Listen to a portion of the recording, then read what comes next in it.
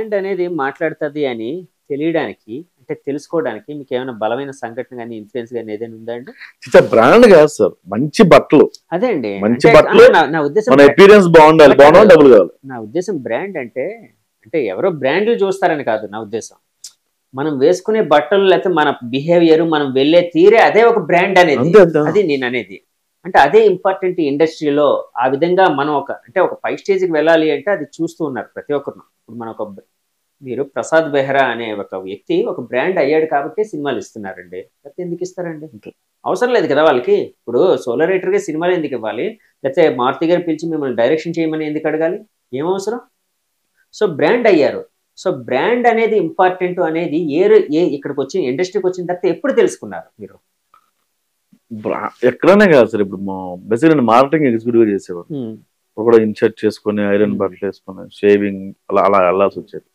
So ఇండస్ట్రీకి వచ్చిన తర్వాత తెగిపోయిన చెప్పులు ఉంటాయి, నడుచుకుని వెళ్ళిన రోజులు ఉంటాయి, చిరిగిపోయిన ఉతకని బట్టలు చాలా ఉంటాయి. ఇలా వెళ్తున్నప్పుడు మనకు రెస్పెక్ట్ కూడా ఉండేది కాదు. ఏంటమ్మే అనేవాళ్ళు. కొంచెం మంచి బట్టలు వేసుకుని నీట్గా వెళ్తున్నాం సార్, తేడా ఉంటుంది. ఎవడో కొంచెం చదువుకున్నాడు, నీట్గా ఉన్నాడు, లేకపోతే అలా రికగ్నైజ్ చేసేవాళ్ళు.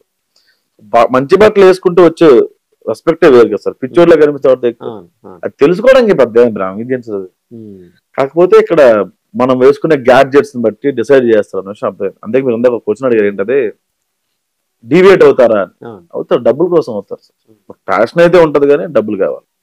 నేను ఏమంటానంటే ఇండస్ట్రీకి ఎవరైనా రావాలనుకున్నప్పుడు ఏదైనా జాబ్ చేసుకోండి, ఇది ప్యాషన్ గా పెట్టుకోండి తప్ప ఏదైనా జాబ్ చేసుకుంటూ చేస్తే డబ్బులు ఉంటాయి, మీ మెయింటెనెన్స్ బాగుంటుంది, మీ ఫ్యామిలీ ప్రాబ్లమ్స్ ఉండవు, ఎవరికి అడుక్కోక్కర్లేదు, అప్పులు అడుక్కోక్కర్లేదు, బతకొచ్చు.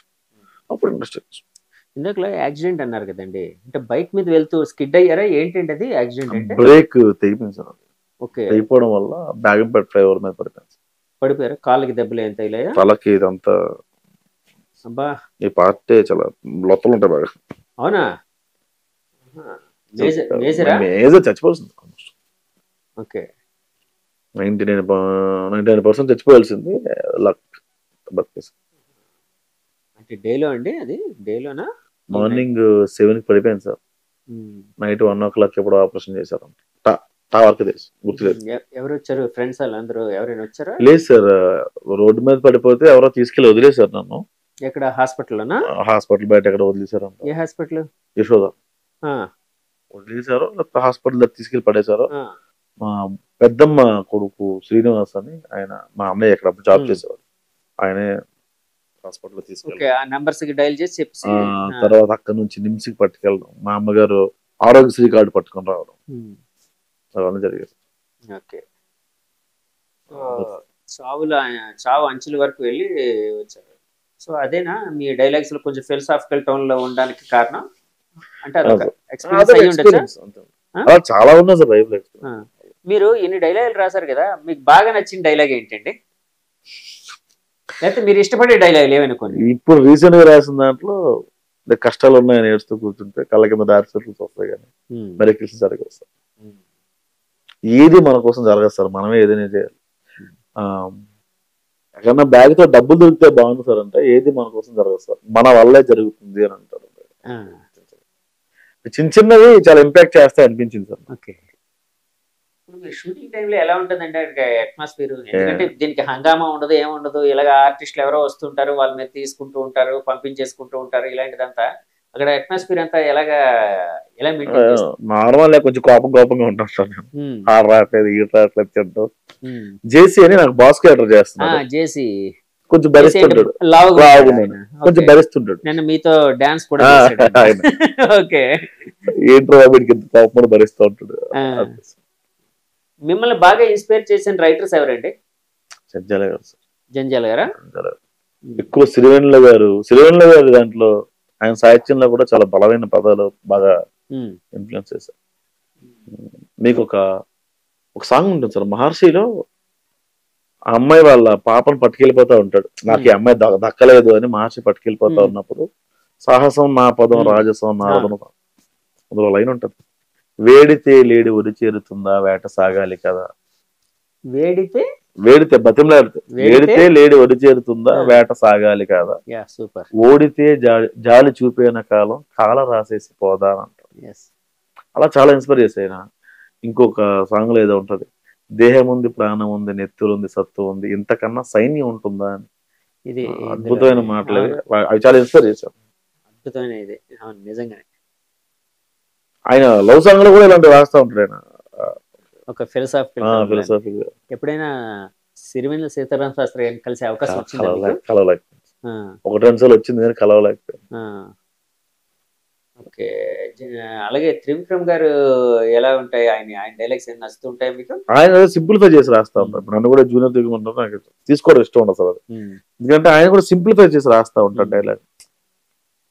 వినే విషయం చెప్పే మనిషిని బట్టి, సారీ చెప్పే మనిషిని బట్టి వినే విషయం మారిపోద్ది. అలా చర్చించిన డైలాగ్ బాగుంటాయి. ఓకే,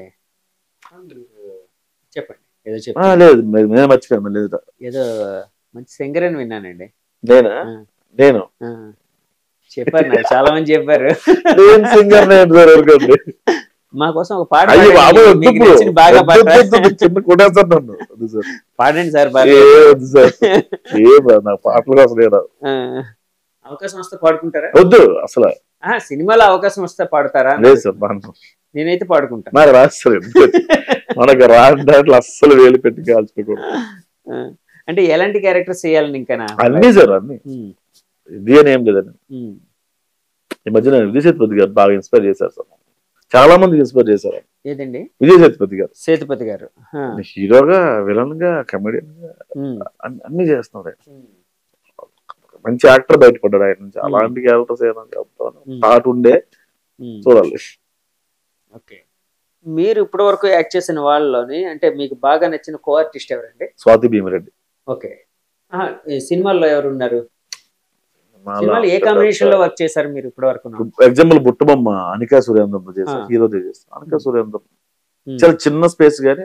ఓకే, సీనియర్ యాక్టర్స్ తో, సీనియర్ కమెడియన్స్ తో చేసే అవకాశం వచ్చిందా మీకు? వచ్చిందండి. ఈ మధ్యన ఒక 2 సినిమాలు చేశారు. రిలీజ్ అవుతాయో తెలియదు కానీ. ఎవరు అంటే రిలీజ్ అవ్వడం అంటే పక్కన పెట్టండి, అది మీ చేతుల్లో. శత్రు గారితో చేశారు. శత్రు గారితో ఆయన చాలా ఇంప్రెస్ అయ్యారు ఆయన. ఓకే, శత్రు ఐడియా ఉందండి? తెలుసు. పుష్పలో అవునవును పోలీస్ ఆఫీసర్. అవునవును, ఫస్ట్ హాఫ్ లో ఆమె చేసాం. సాయి కుమార్ గారు చేసాం, రాధిక గారు, సాయి కుమార్ గారు.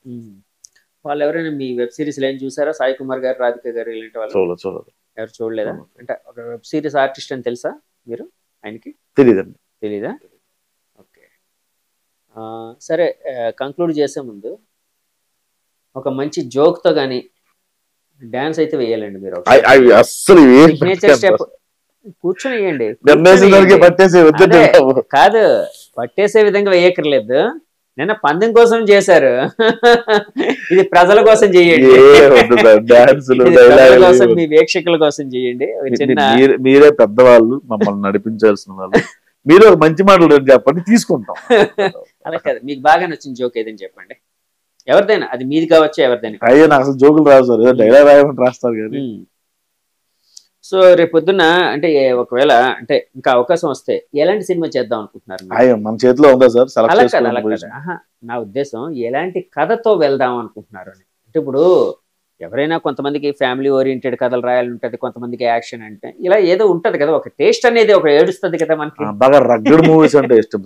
రంగస్థలం అలాంటి సినిమాలు అట్లాంటి కథ ఏమైనా చేద్దాం స్టార్టింగ్ అనుకున్నా. ఒక సరే అండి, కంక్లూడ్ చేసే ముందు మీకు ఒక చిన్న ఇదండి. మీకు అంటే చిరంజీవి గారు బాగా ఫ్యాన్ అన్నారు, చిరంజీవి గారికి అభిమాని అన్నారు మీరు. నాగేశ్వరరావు గారు ఫ్యాన్ అండి, చిరంజీవి గారు చాలా ఇష్టం. నాగేశ్వరరావు గారు ఎందుకు? నాగేశ్వరరావు గారు అంటే ఆయన నాకు చాలా ఆయన సినిమాలో నేను ఆల్మోస్ట్ చూసాను. ఎందుకంటే నేను మామూలుగా ఫ్యాన్ కాకూడదని కాదు, నేను అనేది ఏంటంటే ఏజ్ డిఫరెన్స్. నాగేశ్వరరావు గారు అంటే మీ ఫాదర్ ఏజ్ లో ఉండేవాళ్ళు, లేకపోతే మీ మదర్ ఏజ్ లో ఉండేవాళ్ళు, వాళ్ళు తాతల ఏజ్. సరే, తాతల ఏజ్. కానీ ఆయన్ని ఇప్పుడు మీరు ఇష్టపడుతున్నారంటే ఏంటి అందులో అంత పెక్యులర్ గా అనిపించింది? మా తాతగారు ఆయన సినిమాలో చూపించేవాళ్ళు. ఇంట్లో ఒక టీవీ ఉండేది, బ్లాక్ అండ్ వైట్. ఆయన సినిమాలు తప్ప ఇంకో సినిమా ఉండేది కదా సార్. అలా ఇన్ఫ్లుయెన్స్ అయ్యాను నేను. నాగేశ్వరరావు గారి స్టెప్లు అవన్నీ బాగా ఇష్టం. అయ్యో బాబు చాలా ఇష్టం. ఇప్పటికీ నేను రోజు రంగు చీర కట్టుకున్న చిన్నది దీని పాడండి మరి. ఎప్పుడైనా ట్రై చేశారు అలాగా డాన్సులు అలాంటివి? డాన్స్ పెద్దగా రాదు, చిన్న చిన్న స్టెప్లు వేసుకోవడం తప్పే రాదు. ఓకే, విజయ్ దేవరకొండ చూస్తే సినిమాలు చూస్తుంటారు కదా, ఏమనిపిస్తుంది మీకు? కలిసానండి కలిసారా? RFC లో కలిసాను, 2 సార్లు కలిసాను. ఆహాహా. అంటే కాదు, ఆ సినిమా పరంగా కలిసారా, అంటే ఏదైనా యాక్టింగ్ పరంగా కలిసారా, ఏ విధంగా కలిసారు? నార్మల్ గా అప్పుడు మేము RFC లో వేరే షూట్ చేస్తున్నాం సార్, ఉమ్, ప్యారల్ గా వాళ్ళది ఒక షూట్ అవుతుంది. ఉమ్, నేను వెళ్ళి ఒక ఫోటో కోసం వెళ్ళి అడుగుదాం, నేను ఎవరితో ఫోటో దిగలేదు సార్, ఉమ్, ఆయన ఒక ఫోటో అడుగుదామని వెళ్ళాను సార్. ఉమ్, వెళ్ళి కొంచెం భయపడతా ఉంటే బ్రో కమ్ హియర్ ఆయన ఆయన ఉమ్, ఆయన ఉమ్. అప్పుడు మీరు వెబ్ సిరీస్ లో ఉన్నారా? లేదు ఈటీవీ ప్లస్ లో ఈటీవీ ప్లస్ లో ఉండేటప్పుడు. Okay okay. ఆయన చూస్తే ఏమనిపిస్తుంది అండి మీకు? బాబాయ్ ఆయన చాలా చిల్లు ఉంటాడు ఆయన, ఉమ్, ఒక పెద్ద స్టార్ అట్లా ఏం లేదు. లైక్ వన్ లైనర్ గా ఒక 4-5 అడుగుతాను, చెప్పండి, అంటే మీ ఒపీనియన్ చెప్పండి. చిరంజీవి గారు, మెగాస్టార్, మహేష్ నాకు గారు, అంతవరకు తెలుసు. బాలకృష్ణ, బాలయ్య గారు. ఆయన చూస్తే డాన్స్ రోజు గుర్తొస్తుంది ఏంటో. బాలయ్య మంచి మనసు ఉన్న హీరో, ఓకే. అన్నం పెట్టాడు ఒకసారి, ఆ, ఆ సందర్భం ఉంటుంది. అంటే ఏంటండి ఆ సందర్భం?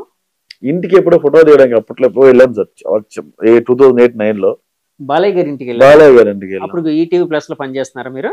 లేదు సార్, అసలు ఆ, corona sir, intermediate okay okay. కూడా అంటే అవ్వలేదు. ఊరు నుంచి వచ్చారా కలుద్దామని? ఊరు నుంచి ఇప్పుడు ఇక్కడ పని చేస్తున్న టైంలో 2009-10 లో ఉన్నాం సార్, ఓకే 10 సరే. లో ఉన్నాం. ఆ, అయితే అప్పటికి లేట్ అయిపోయింది, 2-2:30 అయింది.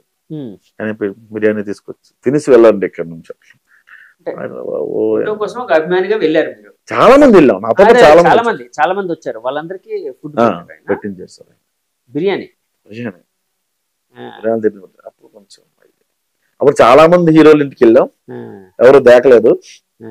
ఆయన పిలిచి భోజనం పెట్టాడు. బాలయ్య గారు అంటే అందరూ పెట్టలేదు కాబట్టి పెట్టాడు కాబట్టి దేవుడిలో సన్నగా అనిపించలేదు కాదు, చాలా తక్కువ మంది అంత కేర్ తీసుకుని ఆయన కొడతారని అందరూ భయపడతారు, కానీ చాలా మంచోడు కూడా ఆయనలో ఉన్నాడు అనిపించింది. నాగార్జున గారిని చూస్తే ఏమనిపిస్తుంది? మనకు చూడలేదు కలలేదండి. ఆయన సినిమాలు చూస్తుంటారు కదా, అంటే మీ ఒపీనియన్ ఏంటంటాను? ఏమో సార్, ఆయన అంత యంగ్ గా ఉండాలని ట్రై చేస్తున్నారా? ఆయన జిమ్ ఏదో బాగా డైట్ ఏదో మెయింటైన్ చేస్తారు, అట్లా చేయాలని. ఆ జిమ్ అడ్రస్ కనుక్కున్నారా మరి? ఆయన డైట్ బాగుంటుంది సార్. వెంకటేష్ గారు, ఆయన సెంటిమెంట్ ఎక్స్ప్రెషన్ బాగా చేస్తారు, అంతవరకు తెలుసు. మంచిగా లేదు సార్ నాకు. జూనియర్ ఎన్టీఆర్, అంతకు మించిన ఆర్టిస్ట్ నేను చూడలేదు సార్ ఇప్పుడున్న. రామ్ చరణ్, ప్రభాస్ గారు, బాహుబలి, తర్వాత ఇంకెవరు? బన్నీ. బన్నీ గురించి చెప్పాలంటే అలా చెప్తాం సార్, ఎలా డిస్క్రైబ్ చేస్తాం ఆయన్ని. నిజంగా ఆయన స్టైల్ స్టార్, ఎందుకంటే చాలా గెటప్లు మార్చుకుంటూ చాలా నేర్చుకుంటూ, ఆయన ఏ సినిమాలో అలా ఉండాను, ఆర్యా గానీ ఆర్యా 2 గానీ, అంటే ఒక వేరియేషన్ అనేది వేరియేషన్స్ చాలా ఎక్కువ చూపిస్తారు. మీకు ఈ మధ్యన సినిమా వచ్చిందండి, ఫ్లాప్ ఆఫ్ కోర్స్ సినిమా, అది నా పేరు సూర్య నా ఇల్లు, నాకు బాగా నచ్చింది. యాక్టింగ్ కూడా చాలా చాలా చాలా మార్చుకుంటూ వస్తారు, నిజంగా స్టైల్ స్టార్. బాగా నచ్చిన హీరోయిన్ ఎవరు? అప్పట్లో సావిత్రి గారు, సమంత. సమంత గారు కాకుండా ఎవరు ఇష్టం? సమంత గారు అంటే సరే, యాక్టింగ్ పరంగా అంటే ఏజ్ పరంగా సమంత గారేనా మీకు? యాక్టింగ్ పరంగా నాకు ఓ బేబీ చూసిన తర్వాత ఓకే ఓకే ఓకే, ఇంకా పెద్ద ఫ్యాన్. మజిలీకి ఆవిడ చాలా మంది ఫ్యాన్స్ అయిపోయారు, ఓ బేబీ తర్వాత ఇంకొంచెం ఎక్కువ. చాలా వెస్టైల్ క్యారెక్టర్స్ చేస్తున్నారు ఆవిడ. సో ఎప్పుడైనా ఈ జర్నీలో, మీ సినిమా జర్నీలో కానీ వెబ్ సిరీస్ జర్నీలో కానీ ఎవరినైనా అంటే ఒక హీరోయిన్ కలిసే అవకాశం, లేకపోతే వాళ్ళతో యాక్ట్ చేసే అవకాశం ఏమైనా కలిగిందా అండి? యాక్ట్ చేసే అవకాశం కలగలేదు, కానీ కలిసే అవకాశం కలగలేదు. ఏదైనా సీన్ ఎక్స్ప్లెయిన్ చేసినప్పుడు, డిస్కస్ చేసినప్పుడు. పెద్ద హీరోయిన్ ఎవరితో చేశారు ఈ మధ్య కాలంలో? అయితే ట్రాషి కన్నాతో డిస్కషన్ చేసినప్పుడు. అంటే సినిమా చేశారా ఆవిడతోని? సినిమా చేయలేదు, స్క్రిప్ట్ రాసినప్పుడు ఎక్స్ప్లెయిన్ చేశారు, డైరెక్ట్ ఎక్స్ప్లెయిన్ చేశారు. మీరు రాసారా? రైటర్లు కూడా కొన్నిసార్లు వాళ్ళే ఎక్స్ప్లెయిన్ ఎక్స్ప్లెయిన్ చేస్తారు, ఇబ్బంది ఏం లేదు కానీ. సో వాళ్ళు ఏంటంటే ఇప్పుడు గ్రూప్ లో కూర్చున్నప్పుడు నేను ఎక్స్ప్లెయిన్ చేయాల్సి వచ్చేది, అట్లా. అది చాలా మంది సినిమా కండి రాసారు అది? మన గోస్ట్ లో, ఓకే, అది మనం రాసామని చెప్పుకోకూడదు. అనుష్క గారికి కూడా చెప్పిన సందర్భం, ఆహా, కాజల్ గారికి చెప్పాను, ఓ కాజల్ అగర్వాల్. మన్నార్ చోప్రా ఉమ్. ప్లస్ చాలా అంటే మంది గోష్ట్గా చాలా రాశారు అయితే. చాలా రాశారు. గోస్ట్ రైటర్ అనమాట మీరు. గోస్ట్ అది గోస్ట్ రైటర్. అందుకే అప్పట్లో రాసినప్పుడు అంటే పర్టికులర్ ఇలా కూర్చొని చెప్పలేదు కానీ బంచ్ ఆఫ్ పీపుల్ ఉండేవాళ్ళు ఓకే అలా చెప్పారు. ఓకే. ఇప్పుడు చెప్పాల్సి వస్తుంది. సరే, ఏ ఇంటర్వ్యూలో చెప్పని ఏదైనా ఒక విషయం మాకు చెప్పి, విషయం చెప్తారా, డైలాగ్ చెప్తారా, సీన్ చేస్తారా, జోక్ చెప్తారా, పాట పాడతారా, మీ ఇష్టం, డాన్స్ చేస్తారా, మీ ఇష్టం, ఏదో ఒకటి. దాంతో కంక్లూడ్ చేసేద్దాం. సార్ ఏదైనా ఒక విషయం చెప్పండి. ఇవన్నీ వస్తే నేను ఆడిషన్ లో ఎప్పుడు సెలెక్ట్ అయ్యాను సార్. నాకు ఆడిషన్ రాదు. ఆడిషన్ ఎందుకు మీకు? ఇప్పుడు ఈ సినిమానే ఒకటి తయారైపోయి మీకోసం మీకు ఒక పేరుతో బయటకు వెళ్తుంటే ఇంకా ఆడిషన్లు అవసరం ఏముంది సార్? ఆడిషన్ లో ఎవరికి అడుగుతాం? ఇప్పుడు మీరైనా నేనైనా ఒకవేళ డైరెక్టర్ అడుగుతుంది ఆడిషనే, ఒక పాట పాడు, డాన్స్ చేయి, డైలాగ్ చెప్పు అంటే. ఆహా, ఎవరికి చెప్పని ఒక విషయం ఏదైనా పోనీ మా ఆడియన్స్ కి ఏదో ఒకటి ఇప్పటి వరకు ఎక్కడ రివీల్ చేయింది కావచ్చు, మేబీ ఏదైనా ఇంటర్వ్యూలో రివీల్ చేయింది కావచ్చు, లేకపోతే చెయ్యాలనుకుంటున్నా, మీ ఫ్యూచర్ లో చేయాలనుకుంటున్న విషయం కావచ్చు, ఎనీథింగ్ అండి, ఏదైనా కొత్త విషయం ఏదైనా చెప్పండి చాలు. మొత్తం కొత్త విషయం అన్ని తెలియదు సార్ నాకు. వెంకటేష్ గారి సినిమాలోని కవి చదువుతాడు కదా, ఎలా ఉంది, కొత్తగా ఉందండి, చెత్తగా ఉంది, అలాగే. ఏమో సార్ గుర్తు రావట్లేదు. మీరు చెప్పండి, మీ అనుభవం చెప్పండి, పెద్దవాళ్ళు మీరు చెప్పండి, మేము నేర్చుకుంటాం సార్. ఏదో నేనే చిన్నవాడిగా కనిపించడానికి ట్రై చేస్తున్నాను సార్, మీరు పెద్దవాళ్ళని పెద్దవాడిని చేసేస్తున్నారు.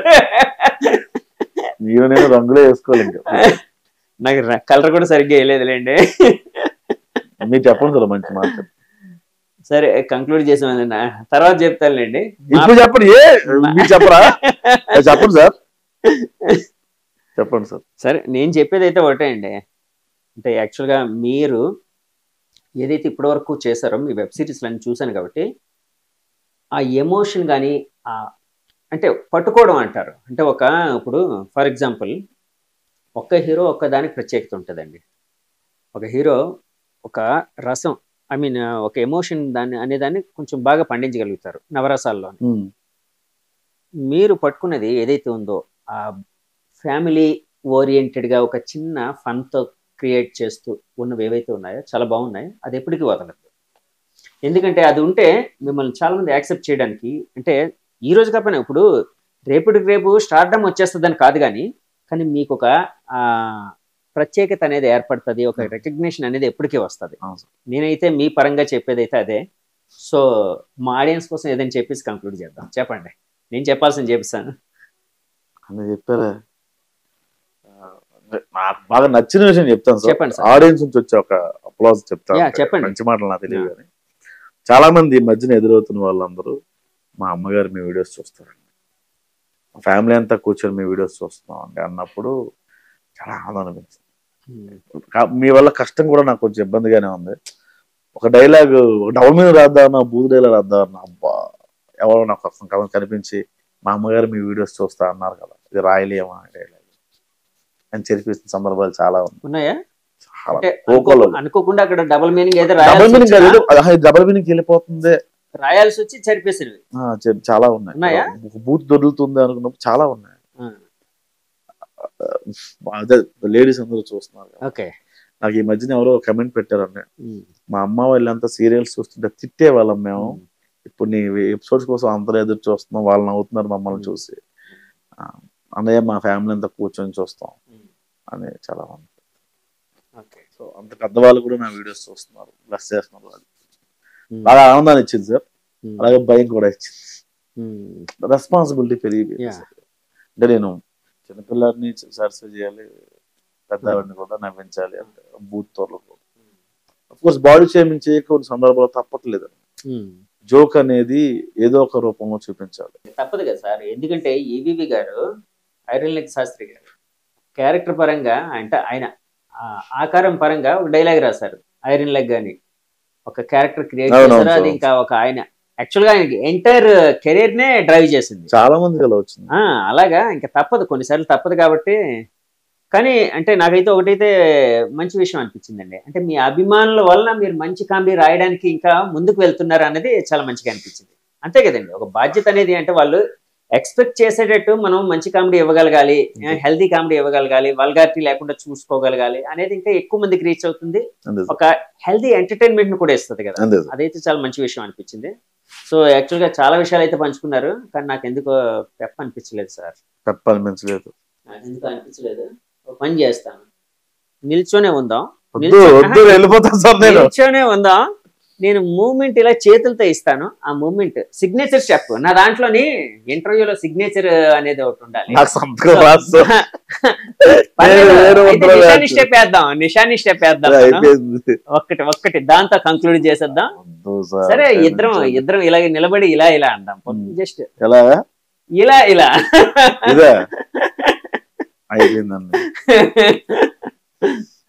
ఓకే అండి. థ్యాంక్ యూ వెరీ మచ్ అండి. థ్యాంక్ యూ అండి.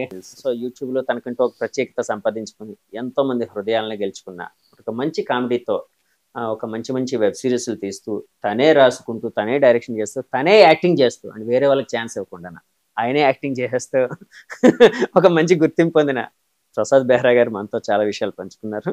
సో ఇంటర్వ్యూ మీకు నచ్చితే మా ఛానల్ లైక్ చేయండి, కామెంట్ చేయండి, షేర్ చేయండి, సబ్స్క్రైబ్ చేయండి. Thank you very much. Signing off me Jagadish from Journey with Jagdish. Bye bye.